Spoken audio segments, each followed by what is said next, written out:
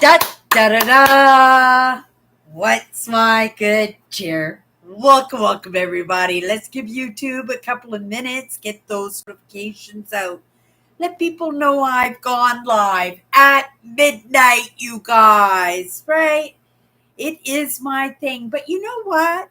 I find that sometimes having one thing that is consistent, that is kind of pattern setting, that even if your day did not go well, everybody, right? We have goals, we have checklists of things that we want to do, things that we have to do. And lots of times, right, that little bath bomb gets in there and just fizzes over everything and just kind of makes a mess, right? But to have one thing that is consistent, and if nothing else, if you've hung out with me for any length of time, I'm pretty consistent in showing up when I'm showing up, but I'm always showing up, right? Because people have shown up for me. And it is in that appreciation and a little bit of that giving back of what you're giving that's kind of the right thing to do, right? You can get away with just, because everybody's putting their stuff online, right? That easily that anybody, and this is one of the things that I am trying to be the evidence of, right? That it's not the resources, it's the passion, it's the determination, it's the consistency, and it's in the not giving up that we can accomplish great things. You know, if you don't try, you have zero chance, right? And if you try, well, you might have a little bit of a chance, at least more chance if you didn't put any effort into it at all. Today, I thought I'd talk a little bit about the digital age. I find it quite amazing. I find it very curious that, especially I'm in my 60s now, and how I allowed myself to be pulled into the digital age the way that I have. Maybe not technically, right? But in this digital age, right? In this age of artificial learning, AI learning, that we have an opportunity to learn about things. You know, my first experience with AI, I'd have to say, is probably about, I have to say, 15 years ago, possibly. It was long before I started my YouTube channel. I am grateful that, when computers first came out, that I found them fascinating, that I found them to be an opportunity for me to sit and to learn, right, about anything and everything. I didn't have really that opportunity in school. I was too hyper vigilant to be in school. I was honestly too afraid of my environment, but it was no better at home. I was just as afraid of that environment as the environment at school. But then again, that that fear that was fed to me at home could have caused a whole lot of problems for me in school. And I'm going to assume, right, I'm pretty certain that, for the most part, my issues at school all stemmed from what was going on at home. I didn't do well in school. And it wasn't like I wasn't interested in school. I loved the topics, but I couldn't concentrate. I couldn't pay attention, because I was too preoccupied with my own safety. This is the way I thought about it, the little bit of bullying. We know how kids are. And, things are so much better, in this day and age because when I was growing up in the 60s and 70s, there were no bullying campaigns. There was nobody holding parents accountable. I never heard of child family services. And even if I did, I had been trained to keep it within the family, so I probably wouldn't have said anything. I messed up a few times going to school and having these conversations with teachers or after building a little bit of trust and confidence, to be able to have conversations about my problems at home with the school counselors. But they always failed me in the end. I don't know why they felt it was, oh, Cindy, I think it's time that we call your parents in and maybe have a family discuss. You don't do these kind of things with my family. That would only cause a lot of pain for me. And it did cause a lot of pain for me. And I learned that, right? I taught myself that for the exact same reason as why I didn't do well in school, because I was too hyper vigilant in my safety. I did everything I could to keep the focus off of me, right? There are parts of me that want to be seen and want to be heard, right? But there are parts of me that never ever wanted to be seen, never wanted to be heard, but it couldn't be helped, right? Because it just always seemed that I was noticeable, right? I was always a target for all my life, and it's just only in the past half a dozen years or so that things have gotten better. But they've gotten better because I've taken in some lessons. I've taken in a little bit of information. And I'm just going to stop here just to say hello to Eugene. Hello, Eugene. I hope you're having a great night. I'm having a I'm having a good day too. It was a long day for me, right? I was trying to be involved in the lessons, but I'm being involved in my own life, and I find that I'm turning things off a little bit. This is a new thing for me, just in the past week or so. I've always spent a lot of time on my own, but to actually search it out, I was so worried about it that I picked up a couple of music playlists and I was playing the music in the background to stop me from going into the absolute silence of my mind. While the music, it doesn't make a difference. My mind plays its own tune at its own pace and in the moments that it chooses to. But I don't mind it because it's always been that way, you know? That's just another part of me, and this is the way I've always felt about it. I don't look at it as I am uh talking at myself or degrading myself or giving myself heck, right? I treat myself like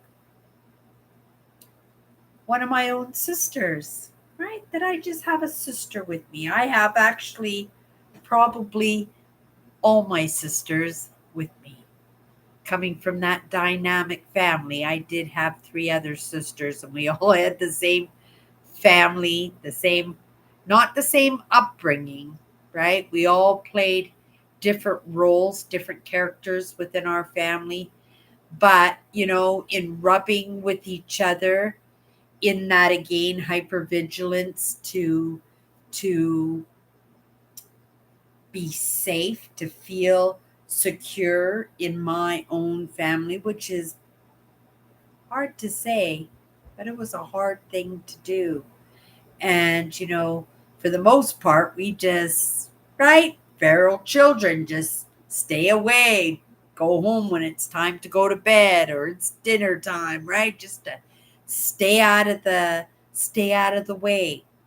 And it served me well because I learned a lot through the adventures, but in the actual lessons, the lessons, life lessons, the educational part of it, I was so lacking on it. And there are lots of people who struggle that way. That they are paying attention to things outside of the things that could serve them well. Maybe they don't serve them well. Education is a passion of mine now.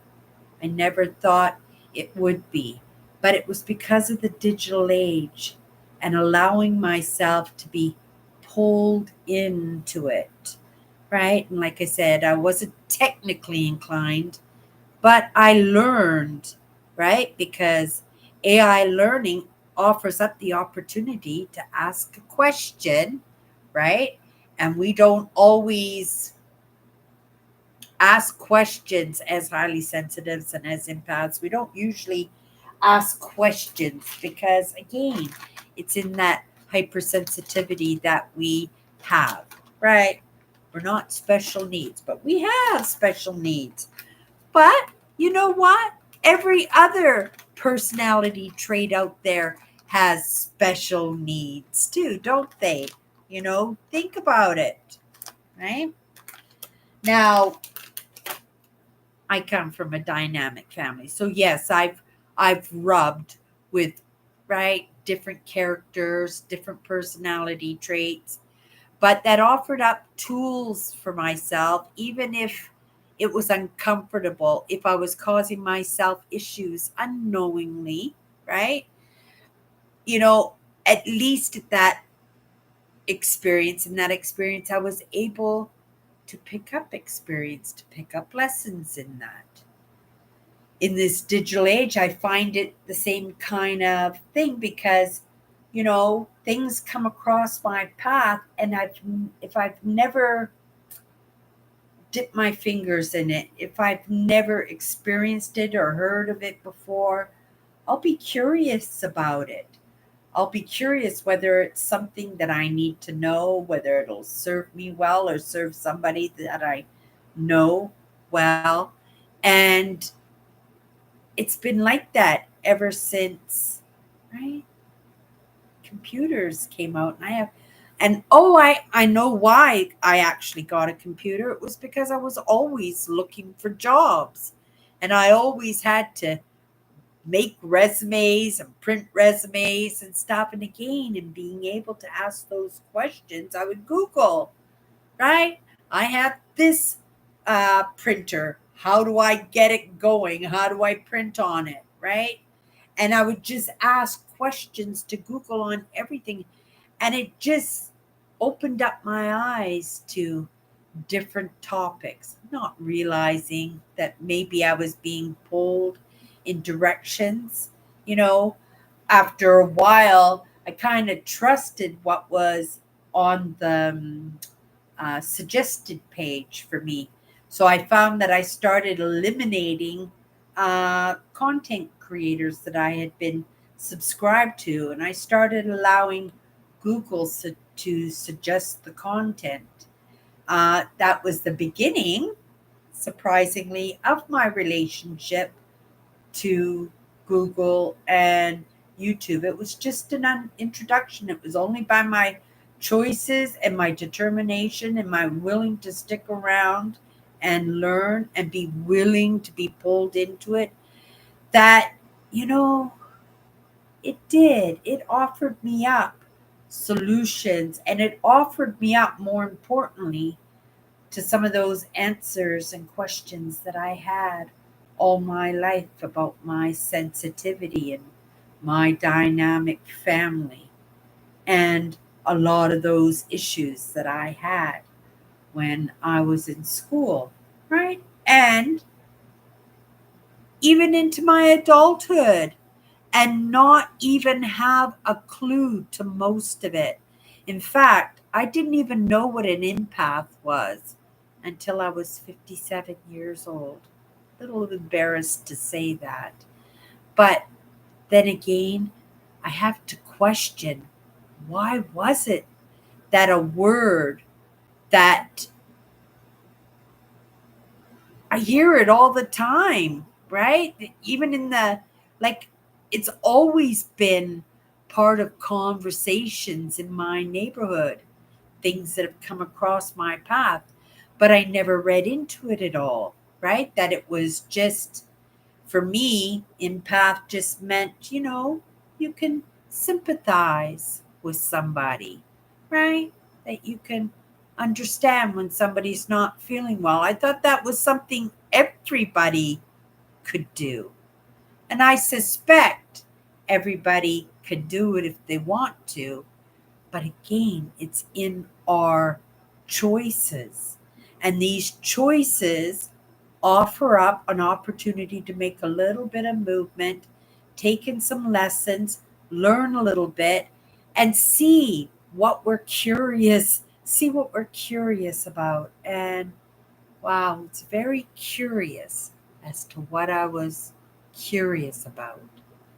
And it was my upbringing, it was my childhood, it was my dynamic family, and it was that hypervigilance and the problems that it caused while I was in school.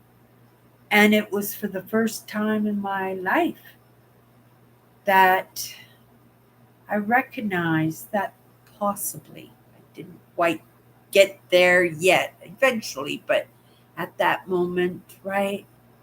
To have an inkling of possibly it's not me. Possibly it was never me. Or here's one for you.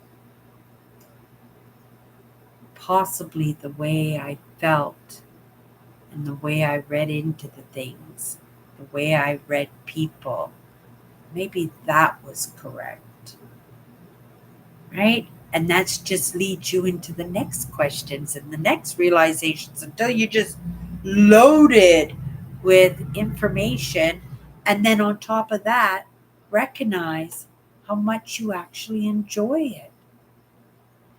It would have been so easy for me as somebody who's kind of a bit of a loner, somebody who just spends lots of time on their own. And because I love Mother Nature, and believe me, if I wasn't deep into lessons, I would have been out on the road. The only reason I wasn't out on the road and I wasn't out there in Mother Nature and pounding the pavement with my outdoor explorers was the fact that there, right, no Wi-Fi out in the countryside, right? That I would have missed so much, right? Maybe, right? I would have turned this into a busy brand, but it wouldn't have been a brand that was worthy of, I was going to say coming back, but I think in that relationship for myself, right? That because all these answers relieved so much heaviness in my understanding of what happened to my life and what's happening in my life. That it was really hard to deny, and it was really hard to let go of, right? Maybe I was a little bit, we talked about codependency this week, didn't we? But maybe it was a little bit of that codependency because I didn't have anybody real in my life that you know I was being led in, and Google was suggesting the content. And I am a Google guide with Google Maps, and in my great gratitude for all that YouTube and Google has done for me, that I wanted to kind of give back in a way. And I wanted to trust. And because I didn't have those real people in my life, right, I thought maybe, well, right, maybe I could trust Google. Maybe I could allow Google to show me the way, right? Sometimes it was, how do you do this? How do you edit this? Right? How to can and do preserves. Oh my good, I have no idea how many gazillion types of questions I have asked Google and gotten fantastic answers out of that, and be able to absorb those answers knowing that's just information. And if I never use that information ever again, right? If I never can anything in my entire life, that in that moment when that necessity calls for it and I had to, right? I could. Oh, thank you. Thank you, Eugene. Yeah, it's a little lighter now. My apartment. I had a big garage sale a couple of weeks ago. Me and my sister had a big garage sale. We did so well at this garage sale, and I put all the money towards my holiday. And I'm looking at it and I said, like, how where's the rest of it going to come from, right? But I trust and I believe that this trip is going to manifest magnificently for me, like it has every single year, right? Okay. So when it comes to the digital age, wanted to say there was a time where there were very few baby boomers online working in social media sharing their views. Now it's more common. And my generation is waiting to be heard. They've been waiting to be heard for 50 years now. So in that opportunity, they are taking it now. But there was not too long ago that there was an opportunity, probably, that, right, that would have been the old folk, right? That would have been the old days, right? Like my mother with the remote control. My mother hated remote controls, they were too confusing for her, right? This age of AI now, well, that's pretty basic knowledge, isn't it? But my mother, being a senior, she was not interested in technology, and you could not force it down her throat if you wanted to, right? 2019, 2020, that kind of changed everything, didn't it? You know, grandparents wouldn't have been able to see their grandkids. They wouldn't have been able to see their kids because most kids, right?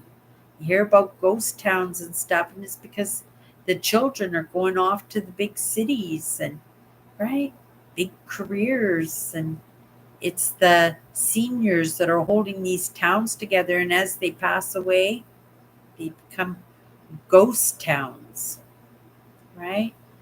They don't allow themselves to be able to learn to innovate in their own evolution. And that's the truth.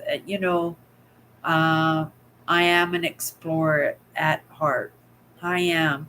And I can understand that my curiosity would have munched a little bit on the computer, but I only got the computer so I could do my job resumes, right? I discovered YouTube along the way. I discovered Googling, right, along the way. And it's a different story for me now. Like, I believe that it's possibly a different story for a lot of seniors out there, that there might even be seniors out there that are looking to start their own business because they're recognizing that even in this age of artificial intelligent learning, that there are opportunities, right? And as seniors, you don't always get to do these kind of things. It's unique. It's still unique for me, and I suspect it will always be unique because I allow change to come into my life constantly. But these are all lessons that I've picked up along the way, and I pick up my information and my lessons from all kinds of sources, but priority would be to YouTube, Google, right? Sit in on some university lectures. Love that. And you would never have seen me do that. To interact with uh, other students when I was growing up, you would never have seen me do that. In fact, I didn't even have any friends in school until I hit like the 12th grade. A few years in elementary school, right? I was able to make a few friends, but because my dad was such a nomad, he was always picking up and taking us off somewheres, right? For the most part, I couldn't even count. I say 11 elementary schools. I don't know for sure, but I suspect I tried counting them a few times. Uh, but 11 elementary schools, only two high schools. My dad, after a while, recognized that I was having problems and it was probably not a good idea to up and rip me out of a school where possibly I might have gotten my first friend, right? And but like I said, those were learning experiences for me, but more on a social level. That's how it was in the 60s and 70s. School was for socializing, right? School was for building on those relationships and those friends and, right, having first boyfriends and just getting an introduction to real life. And now the kids, they are like fish out of water, right? Because they go to school, probably stay on their phone all through school. I'm not going to say that for sure. I'm sure lots of schools, right, they have no phone policies and stuff. Or turn off your phones in class. But I think for the most part, their socializing is online and not in person, and it's important to rub, to actually physically rub against others. And yes, it might not feel so good because we don't rub everybody well, right? But the few that we do rub well with, right? And the few that we do rub and rub others well with, um, that serves. And it's interesting that I can read into things, you know, and recognize that the information is coming from all kinds of sources, but it's imprinting me like I'm a piece of that hardware myself. When I go like this, hardware myself, because it's not hardware, it's software, right? This age of artificial intelligence. And you can look back to think, when did it start? When did it truly start? Because I remember calculators coming out when I was in like grade 10 in high school, and they had a plug in them. They were about this big, plugged into the wall. Oh my god! And they were expensive, cost you $60. Now you can get them at the dollar store for almost nothing, and they're right digital, no cords. Things change all the time, and it's just allowing ourselves to be pulled into the change, and that's what I allowed myself to do. Not digging in my heels, not saying no, not saying, oh, that's hooey fooey, right? To actually allow something to get a perception. And a perception is the process of learning and understanding perception, right? And I love different perspectives. Sorry, perspectives, not perceptions. It's almost the same, but perspectives. A perspective is an idea that you believe. It's not just an idea, it's a belief, right? But that comes from perception, right? And perception is the process of learning to the point where you can get to the perspective. Yeah, it's really interesting. And, we're just in the beginning of AI learning, and AI is actually a part of the digital age. I thought they were two separate entities, or at the very least, I thought the digital age was part of the AI age. And yeah, AI just happens to be another subcategory of of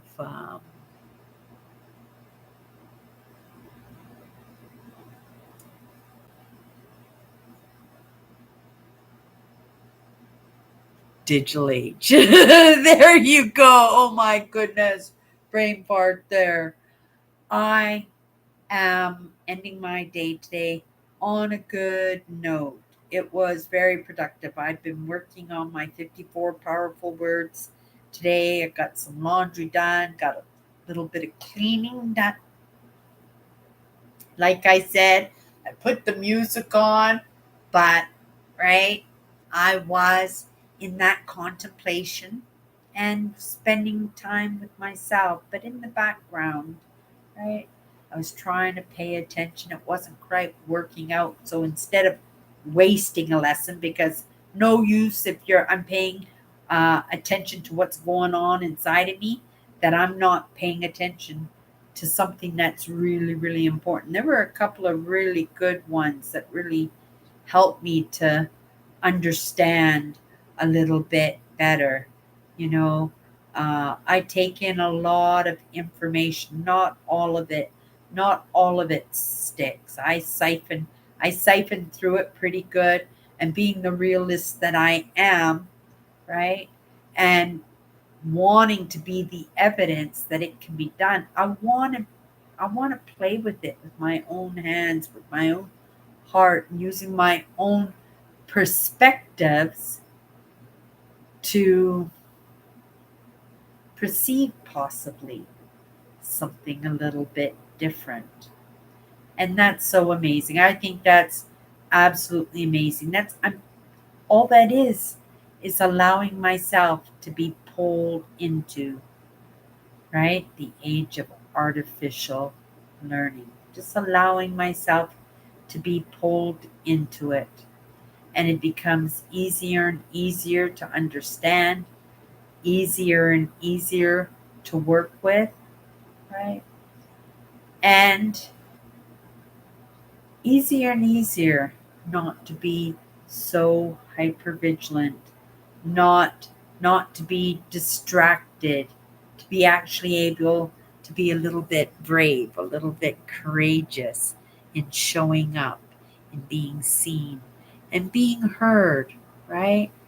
Right? That one thing that I never wanted, but I just couldn't help but be seen and being heard. Okay, you guys, I'm going to leave it at that. We'll come back into this digital age tomorrow because it's really, really interesting, you know, how I got pulled into it. And it's really interesting to look out at the world and see all the magnificent uses of AI learning, what we're learning, what the scientists are learning, the mathematicians are learning, right? It is just absolutely incredible to be able to be curious about these things and to be able to feel safe and just maybe searching it out a little bit, right? Listening in a little bit. Okay, you guys, that's my good cheer. I'll see you tomorrow. Night, Eugene.